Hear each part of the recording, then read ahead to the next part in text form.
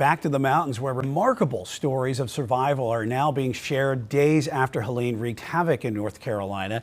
But one Pageland man's efforts to help are now the source of controversy. He flew his own chopper on his own dime to help stranded victims. But that man says he abandoned his rescue missions after a fire official threatened to have him thrown in jail. Well, that man now wants answers and turned to Queen City News Chief Investigator Jody Barr to help figure out what went wrong here. This is the original post that I was reading when I decided to go up and help. It's a long post, but she's saying that her kids and family and animals are trapped. No way out, no supplies, and the only way in or out is accessible by helicopter. Limited cell service and no water since Friday morning. I thought I have a helicopter and maybe I can help. Jordan Sidham piled food and water into his helicopter Saturday and headed up toward Banner Elk.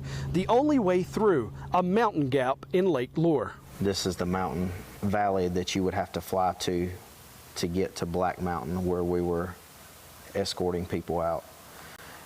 This is a mountain range, and this is a mountain range. The only place to fly through with bad visibility, low cloud coverage, is Lake Lure. The cries for help from people stranded without food, water, or electricity hit social media soon after the flooding last Friday. But my parents are stuck there. Their address is Banner Elk. They are in the first condo. If you receive this, please give me a call back. Thank you.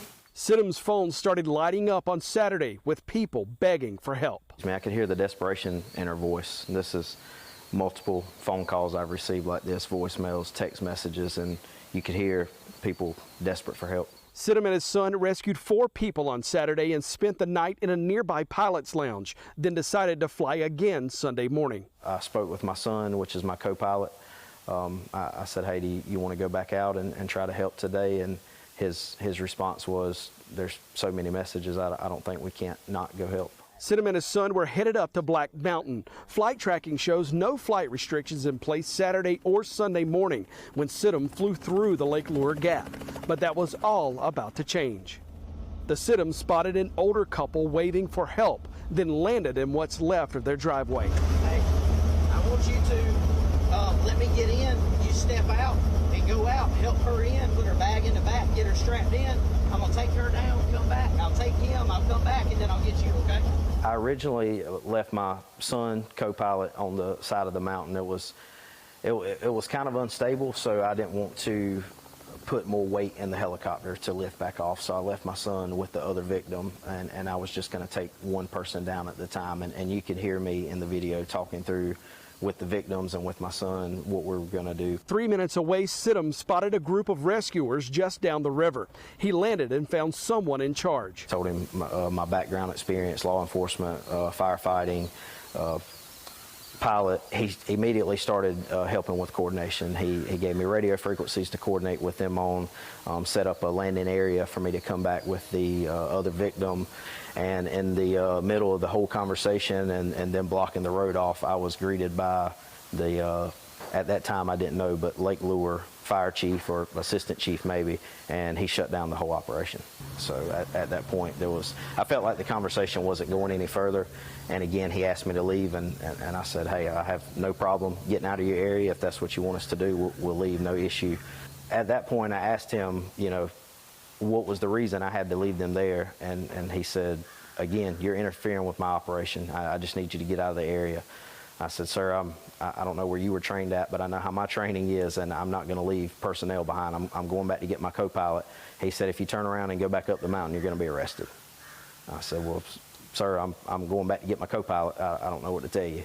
And he said, I'm letting you know. And at that point, he waved for 2 law enforcement officers to come over and told me that again, if I go back up the mountain, I would be arrested. He flew the 3-minute trip back, picked up his son, and left the woman's husband behind. Sure, he was flooded with emotions and trying to rescue other people, and I just felt that it was best at the time to leave. So I did follow his instructions, and I had a conversation with the female victim before I left, apologized and explained, and she was standing there. She heard the whole conversation.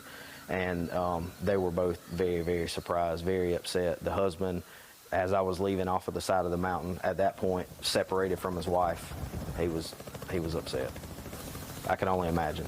Sidham and his nearly 1,400 flight hours turned his chopper around and headed back to South Carolina, passing people waving for help along the way. As I was actually leaving to go back to get my son, the original chief or captain that I spoke to, his crew and himself, they came back over and said, hey man, we can't tell you to go get the victim. We can't even ask you to go get the victim, but we can tell you if you come back with the victim, we'll have you a designated landing spot, and they won't.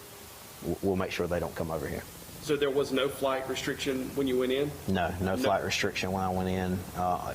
It went in place 20 or 30 minutes after the confrontation with Mr.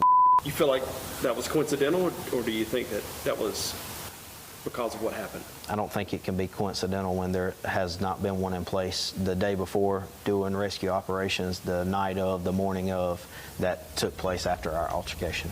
I think there would have never been a TFR put in place had we not had that conversation. If I had to do it over again, I would have stopped and I would have rescued as many people until they decided they were going to arrest me. Well, for now, we've chosen not to name that Lake Lure fire official because communications in and out of that town are still difficult. We want to include his side in this story, and if and when he responds to our messages, we will include that. The good news is I saw a video of a Coast Guard helicopter landing in Lake Lure this morning, so hopefully some of those mountain rescues are underway today. From Pageland, Jody Barr, Queen City News.